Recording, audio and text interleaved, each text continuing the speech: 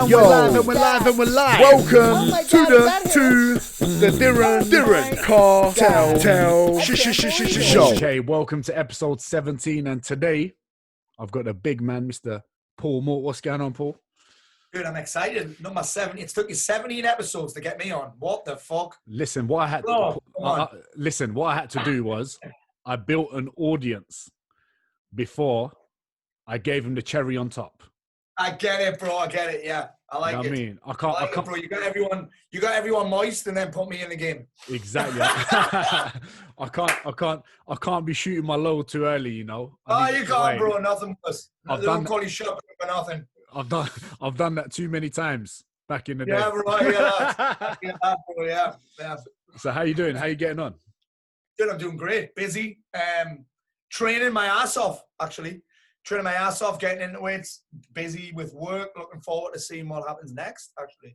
Oh, no. Yeah. What happens next with the world when things go back to normal? Do you plan on what's going to happen next for you, or do you kind of kick with the wind with anything that's happening? What I do what's important right now. Okay. I just do what's important right now. I just handle what I can handle right now and with what we know. So yeah, I don't worry too much about too far into the future because I just worry about what I can control. Yeah. And even then, I don't really worry about it.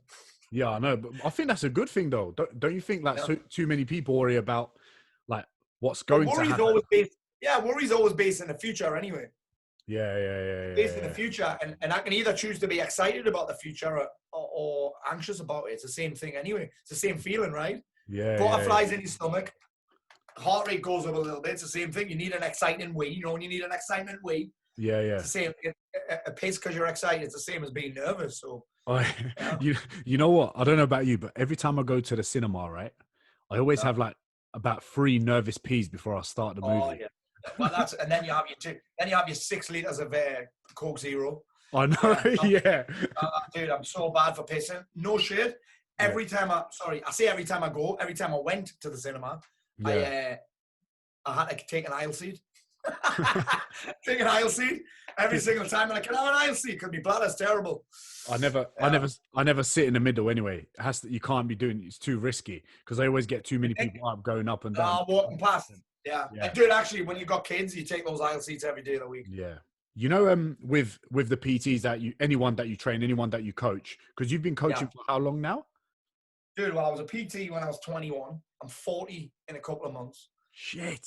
I obviously took a break. I haven't PT'd anybody for about 9 years now. Okay. In between that, I coach people in business, and then now I do the whole thing that I do now. So 19 years coaching. Crazy. What do you enjoy? What do you enjoy most? Coaching business or the side of like PT that you were doing before? You know, coaching relationships. Really? Yeah, because I've done a lot of stuff. I love seeing people's results in their business. I love seeing people's results with their energy and their mental health. Yeah. But when somebody's wife comes up to me and says, "You saved my husband," or someone's mom and dad, like last year, came up to me and said to me, "You've completely transformed our relationship with a son." Or at Christmas, I'll get a Christmas card of somebody's kids saying, "Thank you for showing my dad how to get his shit together," or whatever. That's the shit that really fills my heart. So I suppose actually, I coach people on relationships. However, it's probably it's actually them getting their shit together that changed the relationship. So I can't even take any credit for it, really. Yeah. But so I suppose those are the results that fill my heart the most, is when someone's family comes and tells me the impact that it's had on them. Yeah. But for you guys that are listening, for you that don't know, Paul Mort's actually one of my coaches. He's one of my mentors. He's also James Smith's mentor, one of his coaches, and has helped him a lot back in the day. And he's now helping me a lot today. And what's crazy is what I'd like to say to you is there's something really empowering about your voice. Oh, thanks, man. Mate, I don't know what it is, but I swear to God, you know that IFS video? Oh, dude, With you talking. Yeah. That was, I think, like I knew about you before IFS. I knew you obviously, but I didn't meet you until like we were in Barcelona. But you were the person I was most looking forward to listen to. Yeah. And that speech, that talk, fucking blew my mind away. There was something. I walked out of there. Yeah. I walked out of there like, I'm gonna fucking dominate. Do you know why? Do you know why I think that is, mate? Is because someone always asks me. I get asked on podcasts quite a lot, like, how do you get away with saying what you say? Because some of the things I say are like against the grain when it comes to mental health, mindset, men's behavior. Yeah. It's quite against the grain, but I say things the way that I would like them said to me. Yeah. So I use language that I need to hear, because you think about this, dude, even when you will be the same. When you do a video, you're talking to yourself. Yeah, that's right. You're literally talking to yourself. So I say what I need to hear in a way that I would need to hear it. And I'm able to speak with conviction because I speak from experience, not from theory. I think that's why it works for me quite a lot, the voice and my words and my language, because I believe in what I say, because I never speak from theory and I never say anything that I'm not willing to do. Yeah, yeah. And I think people can tell that from how confident you are when you're speaking, from like your tone of voice. Because when you get these business coaches that promote their stuff on Facebook, join here for a 6-7 figure business, whatever. Yeah. When I listen to them and when I look into their eyes, I just know they're not genuine, and I can see it. And I'm like, this is absolute bullshit. Because I have to script what to say. I have to script it. Yeah, okay. I have to script it. I could say anything. Like my video that's had 5.7 million views. Yeah. I didn't script any of that. I just spoke from my heart. Yeah. And when you speak from your heart, you tend to tell the fucking truth. Yeah, yeah. Warts and all. Warts and all. I did an interview with the BBC the other week for this Inside Out show that they want to do on motivational speakers. Yeah. And someone said, you're not worried about them kind of coming out with something about you. I'm like, well, there's nothing that anyone can say about me that I haven't already said. Nothing. Yeah. And that's for someone like me who's got a bit of a clouded past. Yeah. Like, it's not clouded anymore. It's empowering, because there's nothing that anyone can say about me that I haven't already came out with. I've got nothing in my closet. Yeah. I think that's something. It's empowering. Yeah. And it's powerful as well, because if you're someone that's got nothing to hide, then anything says about you or to you is like not going to affect you in any way. And Tell me something I didn't know. Tell me something I didn't know, bro. Yeah. You're a prick, Paul, I know. tell me something else. Yeah. Yeah, yeah. Do you, when you're doing your talks and everything, you obviously you have your PowerPoint and whatever. Yeah. Do you over plan it? It depends on where I'm doing. If it's a big event, like 1,000 people, 800 people, if it's at Wembley, I'll rehearse that. Yeah. If I've been paid a big fee, I'll rehearse that. But if it's a smaller thing, I tend not to need to and just go with the flow a little bit. But if it's a big gig, you have to pay attention to the time more, because there'll be a bunch of different speakers. Yeah. In that when I'm speaking, there'll be a TV telling me how much longer I've got left, and that you can't go over the time. Okay, yeah. And out of respect for somebody that's paid me a fee or put me in a room with 1,000 people, I'm going to hit that time. That's the only thing I need to practice, really. And again, when you got a lot of stories like me and a lot of background, you've been doing it for a long time. Yeah. Like, I could put on a 2-day event myself and still not teach everything. Right. Like a 2-day event. So if I've got a 40-minute slot, even a 20-minute slot, I have to practice that I finish on time. Yeah. And I'll tell you something. When I have to rehearse it to my team here, let's just say there's 3 or 4 other guys here. Yeah. That's harder than doing it to 1,000 people.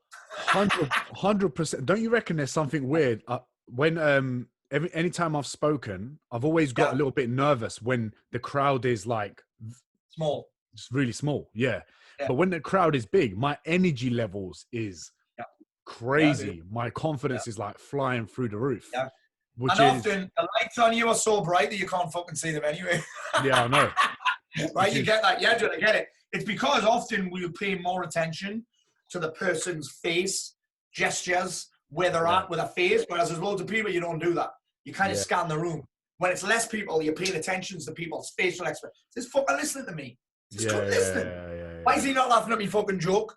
That's what tends to happen with the smaller group. So but I do practice, because at the end of the day, I'm a professional. I'm getting paid to be a professional. Yeah. So I'm gonna practice that shit. Yeah, 100%. Yeah. I think there was a comedian, Kay Kurd, on one of my podcasts, who was talking about how laughter is like contagious. If you're in a big crowd, someone laughs, it promotes other people to laugh. Yeah. So it's always like a little bit easier. Yeah. I've done it before. I'm like, I don't even find something funny. I'm like, that one, that's a good one. Yeah. What did he say? You know? Because you think you should join in, right? Yeah, exactly. Exactly. That laughter, peer pressure, innit? Yeah.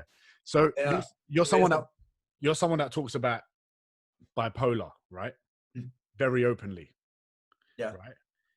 When you first opened up about it, was it hard for you?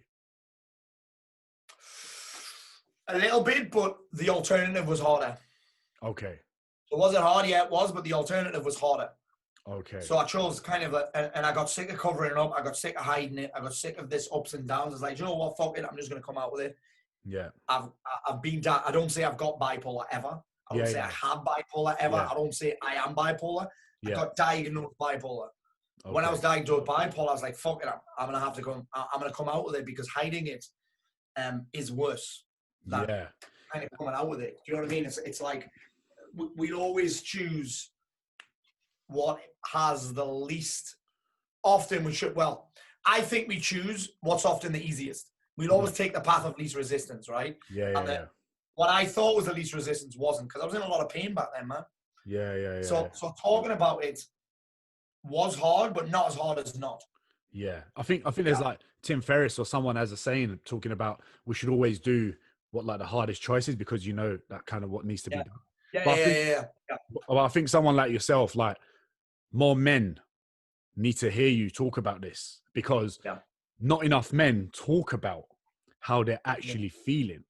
And I feel like this could lead into. I've got strong opinions on this, by the way. All right, I want to hear it. I want to hear it. See, what if talking about it doesn't make it better?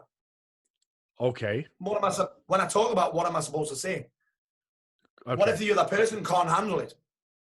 Okay. What if the other person might mollycoddle me? I don't want to be mollycoddled. I already feel like a burden. This is what men think. This is what men experience.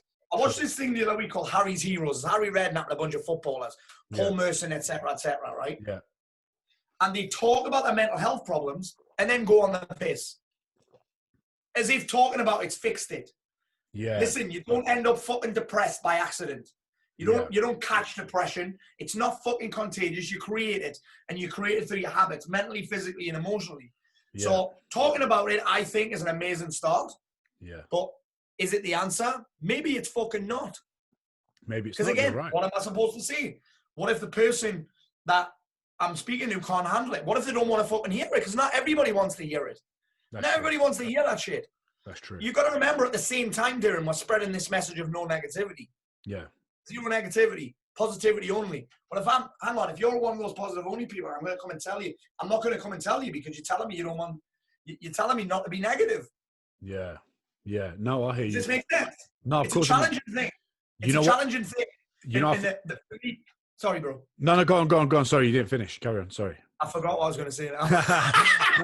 You know what? This is why I want to be in the studio with you, because sometimes there's a bit of a lag with the Zoom, right? But what I was going to say is, when I was having my problems, when I was struggling with certain things, I actually found talking to a stranger was way better than talking. Really? Yeah, because if you think about it, like I know you, right? I know you. I would say I know you well. Maybe you telling me something, you might think, oh, wait, Diren's going to judge me on this. Maybe you might think that. You might think that. I won't, but you might think that. Whereas you talk to a stranger that has no image of you in any way whatsoever. Yeah. When you talk to them, they're not going to judge you on anything. But your family, your close friends that know you a certain way are always going to turn around and judge you on whatever you're telling them. And I think, well, mate, I like that because those are the ones who, as a man, I can't speak as a woman because I've never been one, but as a man, you don't want to be mollycoddled. No, you don't. That's what tends to happen when we talk about, oh, well, everything's okay, you're going to be fine. That's not what we need. Sometimes men need to be woke the fuck up. And that's what I do. Dude, you need to wake the fuck up. It's not about manning up, by the way. That's not what it's about. Yeah. It's about waking up and just take responsibility for the way that you feel. You've created that. I created it. I didn't catch it. It's not fucking contagious. It's not COVID-19. I've created it. And the thing is with that, people can take that one of two ways. They can be like, oh, well, it's different for me. Oh, well, and they can go victim mode and blame it on me. But I'm like, if you think about your past actions, where your focus has been on, where your attention's been on, what your mindset has been on, the thoughts you believe in, and your habits and your actions, that's created where you're at right now. Yeah. And that's great. Not bad. Because people think I'm attacking. I'm not attacking you. I'm telling you the fucking truth, mate. Yeah. Just because you don't agree with it doesn't mean that I'm wrong. Also doesn't mean that I'm right. But actually, I'm empowering you. Yeah. Because often when we're low like that, and I know this was the case for me, I point the finger, I blame. oh, it was my upbringing, oh, it was my town, oh, well, it was this, oh, well, it was my bipolar, oh, well, it was the meds, oh, it was a therapist's fault. But every time I point the finger, there's 3 pointing back at me. No one's coming to fucking save you. No one's coming to do that work that is required. Talking's amazing. It might get you started. Maybe I'll keep you going as well. I don't know. I mean, I'm a coach. So that's what I do. But action's going to be the only answer. Maybe talking's the first action. But other than that, something has to fucking change. Something with your lifestyle, something with your habits, your behavior, the way you perceive things. Something has to change, because if nothing changes, nothing changes. That's right. I mean, you know what's funny about that is I know so many people, like even anything, fitness goals, losing weight, putting on muscle, relationships, whatever. People that kind of want it, they say they want it, but they refuse to make change in whatever has caused that. So if you want to change, you have to make big changes or small ones, or does it depend on what it is? You have to tap into benefits and drawbacks. So for me, nobody will make a significant change until they see the pain of staying the same as greater than the pain of doing the work to change. You think about this, doing the work to change isn't that easy. It's inconvenient. Sometimes it fucking hurts. It's uncomfortable. So sometimes it's actually easier to stay the same. So you just got to weigh those two things up. How much longer are you willing to stay the same? How much does that have to hurt before you do anything about it? It's like when someone's comfortable, they're never going to move. If I'm on settee, I'm comfortable. It's going to take quite a lot to get me to move. But if there's a remote control, like right under my balls, I'm probably going to move it unless it's vibrating. Then that's a different I'm probably going to move because it's uncomfortable, right? So, again, the pain, nothing will change until the pain of staying the same, or the perceived pain of staying the same, becomes greater than the pain of possibly doing the work. So when I talk to people about this, I'm like, oh, what's the drawback if you're not getting a handle on this? Who else does it impact? What's going to happen if you don't get a handle on it? What's the negative of staying the same? It's just about asking world-class questions of yourself. But it's going to be, for most people, pain is always going to be a bigger motivator than pleasure, long-term. Because pleasure is like, that would be nice. That would be nice often isn't enough to get people to do the work. The perceived benefits, the perceived positives often isn't enough. Let's just say when people start, it's okay. It's okay when people first start on a diet, first start a business. It's okay. It's quite comfortable. It's convenient. It's fairly easy. And then it starts to get a little bit more inconvenient. One night you might have a shit sleep. You might have all your friends trying to tempt you with something. I don't know. It would be nice to have this result isn't enough for people. So now we've got to start looking at leverage. Like, what's the drawback of not handling this? What's the negative if I don't get this done? What's the negative if I do that? And often it's the drawbacks, the pain that's going to get people really, really uncomfortable and moving. I hear you. You know, so I know you're someone that's very motivated. You're on the go all the time, right? I'm like that too. I feel like I sometimes struggle to kind of be like, okay, this is enough for today, or this is enough for this week. And I also think, correct me if I'm wrong, people like us are a little bit crazy. In the sense that, like, sometimes things are not enough. Like, I kind of, at the minute, I want more. I want to be better. I want to increase this. I want more podcasts. I want more followers. I want better business. I want this, all of this. And do you think there's also a big negative on this sometimes? Because at the minute, it's doing well for me. I'm young, right? Only if you choose it to be. Like for me, when I had all my troubles, I had a very successful business, put it that way. But I didn't have anything else going on. I actually had a business that I didn't even like running and didn't like it. So I chased only the money, right? When you love what you do, it's a little bit different. And you've got to consider also, mate, we're often conditioned to say, I get asked this all the time, when will you ever be satisfied? Will you never be satisfied? I'm like, well, if I'm satisfied, it means my life's satisfactory. I don't want to live a life that's satisfactory. I'm committed to making a fucking impact. Do I have time off? I actually have a lot of time off. When I'm working, though, I'm busy. Like, I'm not even turning my phone on a Wednesday. I don't work weekends. Usually every 6 weeks, I'll take a week holiday. Like, I probably go on holiday 6-7 times a year, and I don't take my phone. I don't take my phone on holiday. So I have this time out. But again, you got to think about it. Like, when people work a lot, like right now, it's a little bit easier for people to work more because there's nothing else to do. Yeah. Like, why would you finish working sooner when there's no reason to? There's no urgency to finish work sooner. That's why I take Wednesday off still. There's not much urgency. Tonight, there's not much going on. Hang out with my kids, which I love doing, which I look forward to doing. I didn't see them much yesterday at all, actually, so I'm particularly looking forward to it tonight. But again, I've got urgency around my working day today, because I'm not turning my phone on anymore. Yeah. Not because I'm trying to escape anything. I just love to do that. Yeah. Nah. I find it difficult to give something my full attention whilst at the same time having my attention on my phone. That's why I love that phone-free day. Yeah. I hear you. With you know your famous Cliff video? Yes. Did you have your kids at that point? Yeah. You did. Yeah. And what? I made the Cliff video in 2016. Yeah. I was suicidal in 2014. I had both kids then. You had both kids. So then. we'd actually moved to Marbella. We moved to Marbella when Max was about 6 months old. We moved back when he was 2 and Nina was born there. Okay. So yeah. That was summer 2014. So Nina would have been about 4 or 5 months old. She was born in May. She's a character. Oh, she's fucking phenomenal. 6 or 7 months old she would have been, and Max was like maybe 3 when that happened. So yeah, 2 kids, no fucking idea what I was doing. Yeah. So yeah, I had them both there. And they were the leverage, mate, because if I didn't have them, I mean, I might not have ended up there if I didn't have them. However, Leslie said to me, she said, think of the kids. And I was like, well, I am. They'd be better off without me. And when you're that low, dude, anyone watching this at that low, there's no logic. You don't have logic. You're so caught up in your emotions. Yeah. And these disempowering, unhelpful, actually, emotions. Yeah. And they're so dark and challenging and intense that the logic goes out the window. My life was actually pretty fucking good if I looked at it again.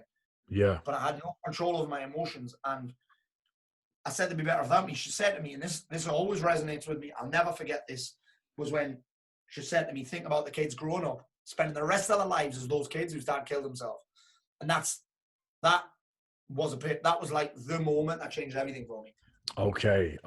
That I always come back to that. Yeah, like that's ultimate leverage as kids. Like ultimate leverage. Yeah. People talk about legacies and that, and I'm like, there's the only two my unstartable stuff and all the business stuff and all the coaching stuff. Yeah, it's important for me to leave a legacy with that. But the only 2 things I really give a fuck about are those 2. That's good. And my job is to show them how to live. Simple. Yeah, fair enough. How to live. Not tell them how to live, not tell them what to do, but fucking show them through my example. Okay, lead by example, which I think you get a lot of people that talk about what they do or whatever, but I sometimes think it's more important just by leading by example. So here's the thing, you lead by example whether you like it or not. Yeah, true. You're always, when you're a dad, you are always leading by example, whether it's good, whether it's bad, and whether you like it or not. Your kids are fucking imitators. Yeah. They're amazing imitators. So when again, I get a lot of guys coming to a program, they're fucking hypocrites, telling your kids to eat healthy, bro, you're 4 stone overweight. Yeah. You're shouting at your kids for talking to their mum like that. Where the fuck do you think they learned it from? That's so true. That is so true. Yeah. Do your homework, son. What, dad, like you sitting watching fucking Netflix, mate? Come on. Yeah, it's bullshit. It's bullshit. And then leading by example. Everyone's leading by example. Yeah. You know what's crazy? When I did a video about this, I was like, when I see like kids that are really overweight, I'm like, the parents need to look at what they're doing to make them think that's okay or whatever. And every time I hear, like, I get inboxes from some mums going, you don't know what it's like, Diren, to have kids and whatever. Like, kind of, I don't want to come across as a prick, but to me, it sounds like a bit of an excuse. I don't know what it's like to have kids, right? Yeah. But I know when I have kids, I'm going to do my best to be able to say. It's quite challenging. It is quite challenging because the thing is, most of the food that kids want to eat is stuff that I want to eat. Yeah. And I can't force them. Yeah. I can't force them. So we tend to lead the way a little bit just in terms of exercise. And my kids are always doing some kind of training because that's what we're doing. I mean, my daughter did fucking 11,000 steps with me in about an hour on Saturday. Go on, Nina. She just comes out and shoots the shit. My kids both love hitting pads. Yeah. Oh, Nina loves training jiu-jitsu. My son hates jiu-jitsu now, but he did it since he was fucking 6. Yeah. But they're the reason why I got into it. They started jiu-jitsu before me. Oh, really? So, they started before me. Yeah. How you getting on Nina started jiu-jitsu when she was 4.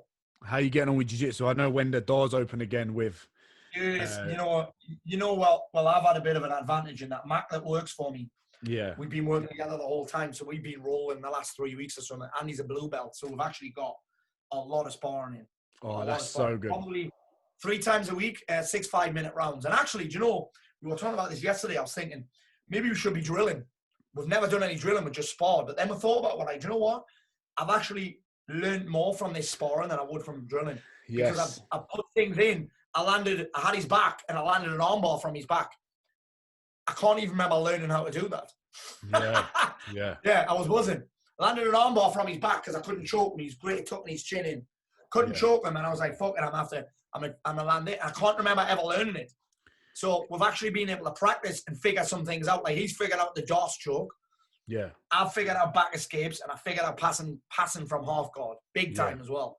And I would probably have not done that if I was just, because you think about every class you do, you learn something new, really. That's right, yeah. It's a lot to take in. Yeah, I've learned the most through sparring, 100%, because you watch things, you do things, but the truth is, even when you're drilling, it's never the same intensity as sparring.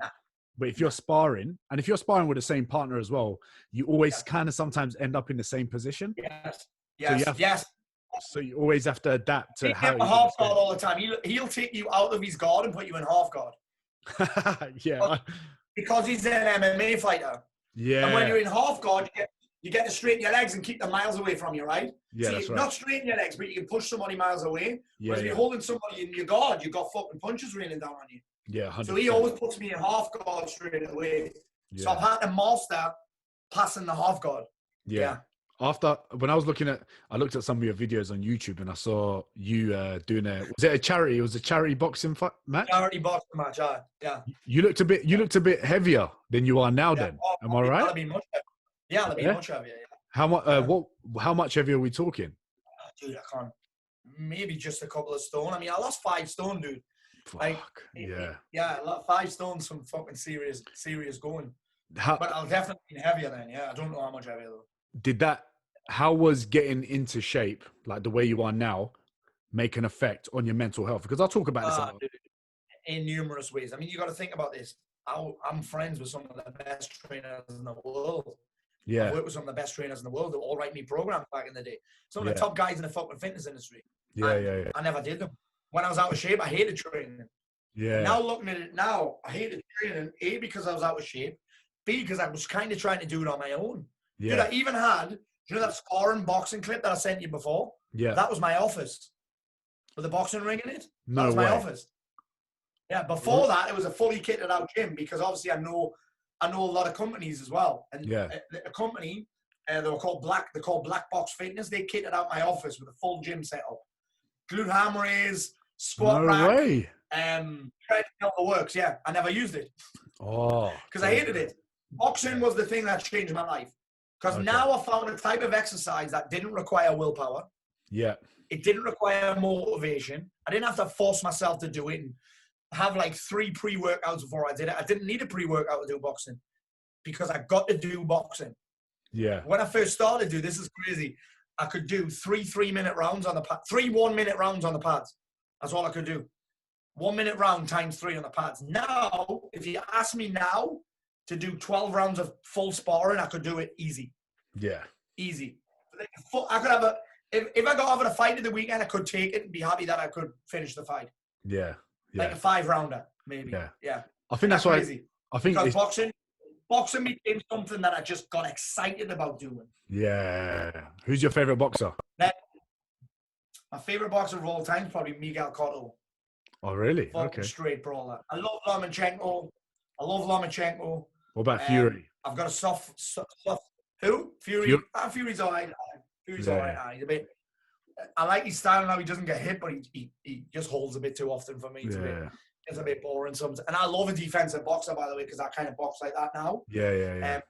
But he holds a little bit too much for me. Yeah. I think I like. Lomachenko's probably up there as my favorite right now, I think. Yeah. I think I love Fury because of a bit about his story as well, about mental health, because he does promote it quite a bit, right? Yeah, he does. So he does, and I think that's why he's one of my favorites. And I was lucky enough to meet him in London, and he was like such a gentleman, and I was so happy. Yeah, I was so happy because I was like, when I was walking up to him, I was nervous. I wasn't nervous to meet him. I was nervous that he was going to be a prick, and that I might not like him. And I was like, oh, please be good. Please be good. Yeah. Have you ever met anyone other than James Smith that was like that? I'm joking. Have I ever met anyone that was like that? Because you must have spoken to big speakers. Like you do some, you go to some events where you interact with, like you interact with guys that own millions, billions, right? Like, yeah, baller as well. Tom Billy was the last one. Tom was cool as fuck. That was the one in London, right? Yeah, that was the one in London. Yeah, it's a cool guy. Who was? I can't think of anybody that would think he was a prick. Is he a billionaire? Tom? Did you say Tom started Quest Nutrition, which you know was Quest bars. He started and he sold it, but then it got sold to that Atkins diet company for $1 billion. Oh, really? $1 billion. Right before that event, and he was so fucking cool, bro. Was he? So cool. Yeah, so fucking cool. I can't think of anybody. Do you know who the nicest people he'll ever meet are? Boxers and MMA guys. Because they've all came from fucking nothing. They've all came from nothing. Yeah. Dude, honestly, I remember once I went to Manchester to see a friend of mine, and Anthony Crawler had just won the world title. Right? You know Anthony Crawler? Yeah. Anthony Crawler just won the world title. He fucking held pads for me. No way. He held pads for me. Yeah. Crazy. That's amazing. Him and Scott Quigg. I trained with him and Scott Quigg. Really fucking cool guys. Yeah. But yeah, they're the I can think of a few reality TV people that were a bit of a fucking arseholes. Yeah. But yeah, few reality TV people, because they're not like, I don't know, those people that I can think of that were a bit of a dicks. I'm not talking about you, Aaron. If Aaron's listening, it's not Aaron. Oh, okay. You know, I'd love to meet him. I'd love to roll with him. Yeah. Well, I wouldn't want to spar with him, though. But he looks like he can punch. He looks like he can swing a punch. He hits like a fucking truck. Yeah. Oh, really? Yeah, but you'd enjoy rolling with him. Yeah, and he always smells nice, actually. Yeah. Does he? Dude, I always say it. I said, dude, we've been training for 2 fucking hours and you still smell lush. Yeah. But you know what? Something about like martial arts, MMA, boxing. I think it's amazing because, for example, I played football majority of my life, right? And I would never get the opportunity to train with David Beckham or Ronaldinho. That would never happen.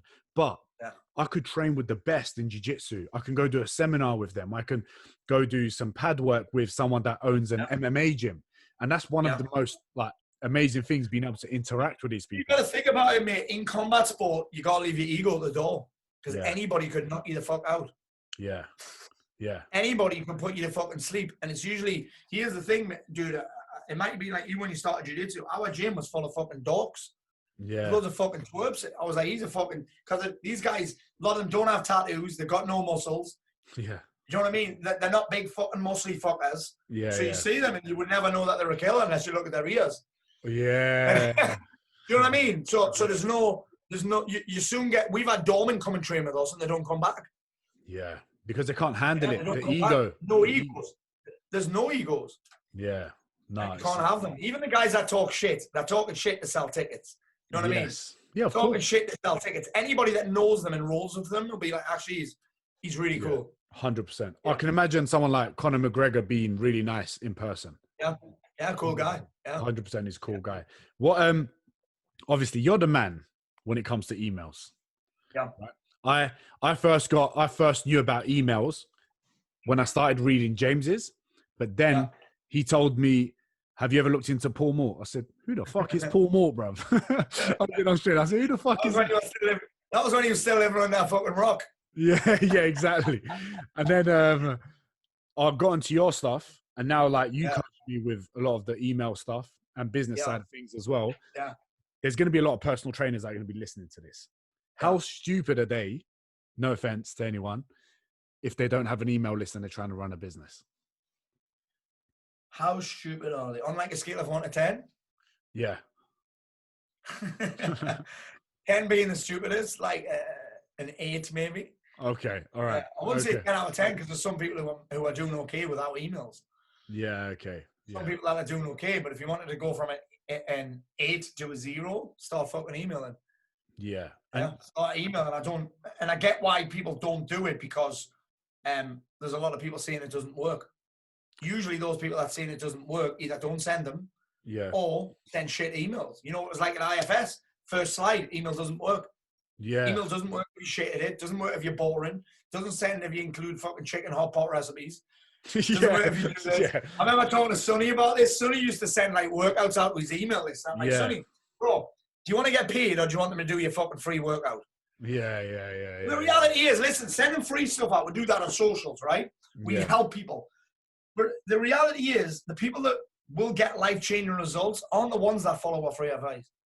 Yeah. They're not the ones that will get life-changing results. Yeah, we can impact them. Yeah, we can have a positive impact on them. But the ones that get the life-changing results are the ones that pay attention, the most attention. And those are the ones that pay money. That's true. People that pay attention. So I'm always like I get a lot of, probably, dude, you know what it's like. I said to you about, how do you deal with all the DMs on Instagram? Because what I have on my Facebook page is, Facebook allow me to send out an autoresponder when people send me a message.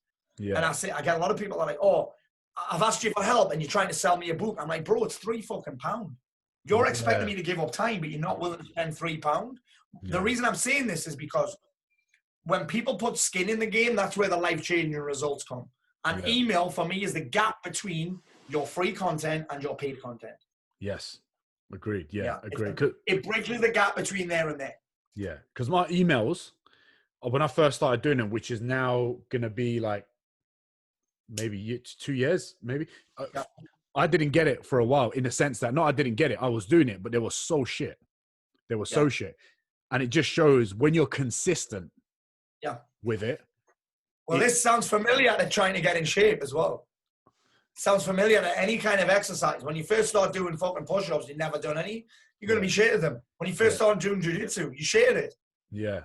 Yeah. In fact, I've got a story about John Kavanagh. Do you know Conor McGregor's coach? Yes. So when I first started, I went to a seminar and he was running the seminar in Rochdale. There was 100 people at the seminar. And I felt completely out of place. Like, I was gassed from the fucking warm-up, right? Gassed from the warm-up.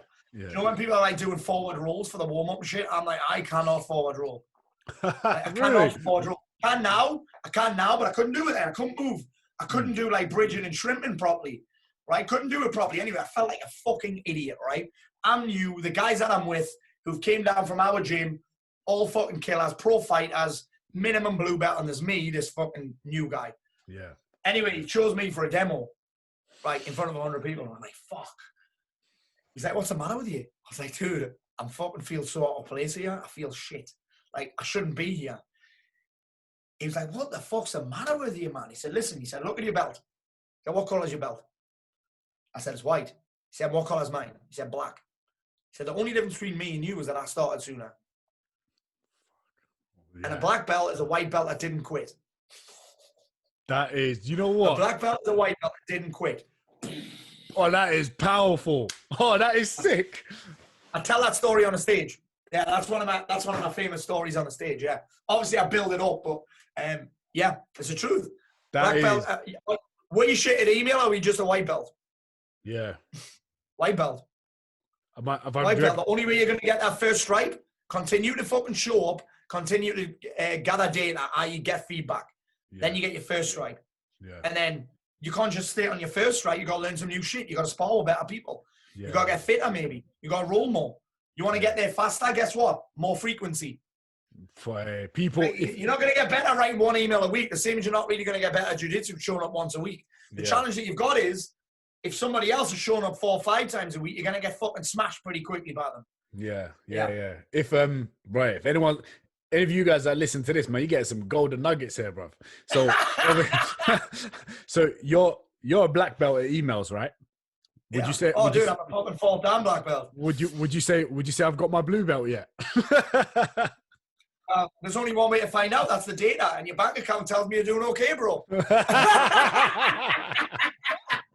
Yeah, that's your data. Here's the truth. When I first started jiu-jitsu, I hated training in the gi. Hated it. Yeah. I fucking loved no gi because it felt like fighting, and I came from boxing. Right? Yeah. It felt more like a fight. Yeah. Which also meant that I was a bit fucking mongy, right? Bit mongy. Just trying to use attributes. And when I started, I was fucking 38, by the way. Yeah. Actually, I was 37. 37 when I started. So my attributes actually weren't that good anyway. So I used to try and use strength all the time. Yeah. And the only reason I trained in the gi is so that I could see if I was getting any better. If I'd only trained no gi, I wouldn't have known if I was getting better. Because you tend to roll with similar people all the time. The problem that you've got there is these people are also getting better. So you don't know. You just constantly feel shit. Yeah. Even now, even a year into jiu-jitsu, I was like, I'm fucking shit at this. Shit. And then I started in the gi, and I got given feedback. I got feedback from someone else. That's what email's like. You're telling you whether it works or not. You've got, am I showing up? Once you start showing up, then you've got to get feedback from somewhere. So how are you measuring results with email? For me, I'm measuring it first of all in how many replies I'm getting. Yeah. And then I'm measuring it in how many sales I'm closing. Yeah. And that number's a lot. That number's a lot. Yeah. You know what? How much money did you make last month, Paul? How much money did you make last month? All of it. But you know what? Honestly, for me, it was a game changer talking to you about that stuff. And any PT that does need help with email, I'm not going to lie, Paul Mort is your guy. What would you say to people? And I see this a lot, and I don't fucking get it. And have you got a coach? Can I ask you that? In email? No, in general. Do you have people you talk to about coaching? Like, is there people? I have a mastermind that I drop about 18.5 grand a year to be in. Yeah. I have a sales coach. I have a life coach. I have a nutrition coach. Obviously I have a jiu-jitsu coach. So yes, I have you have coaches. What do you feel about people that are trying to be good coaches but that don't invest in coaches? Well, they don't believe in coaching. Okay, yeah, that's a fucking thing. They're doing the very thing that they're not doing. Well, basically, they're a fucking hypocrite. Yeah. The same as the fat dad telling his kids to eat healthy. You can't be telling people that they need a coach, i.e. you, when you're not willing to invest in one yourself. Now, if it's money, guess what? For me, sometimes, if you first start out, you're like, listen, I haven't got the money to invest in a coach. Well, guess what? There's some free stuff out there. There's books out there. There's podcasts out there. The first product that I bought ever was $100. Yeah. It was called 6-Figure Boot Camps. Yeah. Right? I bought it, and this is how long ago it was. It was on fucking DVD. It was an online, it wasn't even online courses weren't even the thing then. You had to order DVDs from America, and they came in like a thick case like that with all the DVD. Yeah. Actually, it wasn't. The first course that I ever bought was called Get the Edge by Tony Robbins. I was 22 years old. I'd just been sacked from working in a gym. And I got this Tony Robbins Get the Edge from a fucking shopping commercial on TV. Remember those? Like QVC? Infomercials, you know what an infomercial? You know when you see like the advert for 6-second abs and that? Yeah. Normally on at like midnight. Normally on at midnight, the same time as a 10-minute freeview on the adult channel. Yeah. I was just about to say that. Get a 10-minute wanking. Yeah. Reader's wives. And then Milf Hunter. And then I bought this, and that came in a CD. It was actually, this wasn't even DVDs. This was a CD, and I had to walk around with my Sony Walkman. Do you remember those? You know what that is? Yeah, I do. With a CD in it. Yeah, that's how long ago. That's how long I've been investing in coaches for. Amazing. So what I'm saying there is, you don't have to buy a big product. Yeah. Yeah, sitting here right now, someone has just paid me £147, but email doesn't work.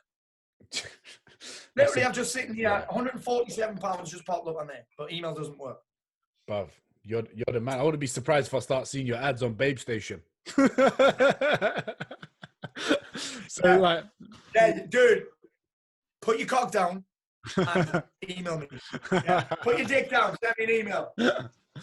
With obviously your social media game is, I see it picking up, man. You're posting your videos and everything. Your social media game is dog shit. But it's good, bruv. You got, the thing is, like, and a lot of PTs, a lot of people that are in business, it's very easy to get carried away by thinking that if you have a lot of followers, it's got to be polished. That's what a lot of people think. It's got to be polished. Yeah. I'm going to polish now, but listen, I've got 40,000 followers on Facebook, and I've got no polished content on there. Yeah. We're at 18,003. Last year I was at 2,000 on Instagram. 2,000. Yeah. Not last year, 2,000. Now we're on 18 something, and I don't even I do none of the things really that you're supposed to do. No hashtags. I don't really reply to comments. I don't really reply to a lot of DMs. I don't do a lot of the shit you're supposed to do.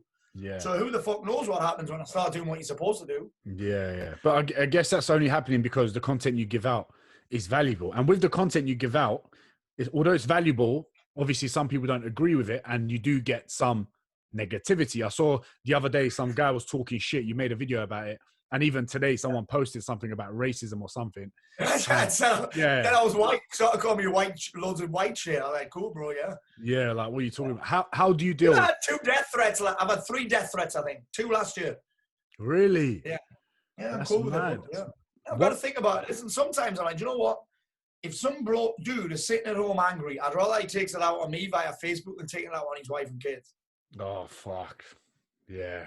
I mean, I'm a fucking big enough boy to deal with it. I'd rather he takes it out on me than somebody that would, like, let's just say somebody's trying to do what I do and they're just starting out and they're a bit nervous and they've got no confidence. Yeah. I'd rather he takes it out on me than that person. That's true. I'm cool with it. Well, if you need backup, I'm there. Make himself feel better. Yeah, exactly. If you need backup, I'm there, man. I'm there with a double leg. I told him to come to my office. I'm cool. Oh, sick. Yeah, I'm cool. Really? Yeah. Would you bring it up? Would you do you that's the imagine coming for a fight in our office and me and Mac are fucking here.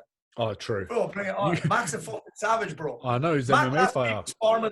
Mac last week was sparring with the UFC fighter. What a beast. Yeah. Guy that was on he's actually fought for the UFC for about 10 years, this guy. It's called Dangerous Davy Grant. Oh, really? He was on the Ultimate Fight. You know, remember Ultimate Fighter series? He won that.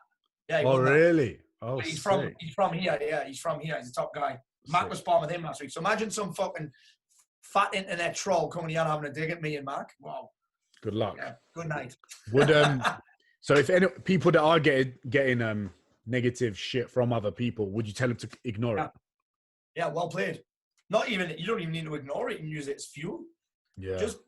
You got to understand that it's never personal. Yeah. It's always about them. They're trying to make themselves feel better. And listen, negativity is like subjective. Like something that somebody posts something and we can make it mean something. You think about this. Somebody's on their phone typing letters on their phone. Yeah. That's all they're doing. Yeah. We add meaning to it. Yeah. We had meaning to it. So I was having a conversation with a guy yesterday. My mum's so negative. I'm like, no, your mum's just being your mum. She's not negative. She's saying what she says. Yeah. And then you're making it negative. You get to decide whether it's negative. Yeah. I get to decide whether it's content or not.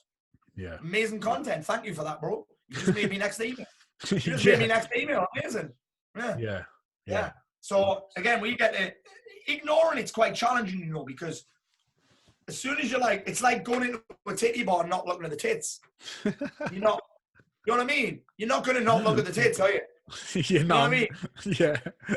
Yeah, I'm going to touch them probably. But you know what I mean? It's like you're not, that's a difficult thing to do. So you're almost like, okay, I've got this negativity.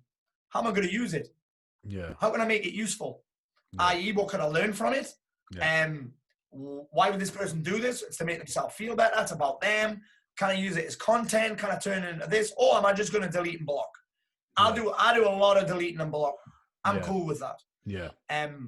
But yeah, you know what it's like, dude, now when you get a bit of negativity, like when you got a little bit of an audience, a little bit of following, it'll be those guys that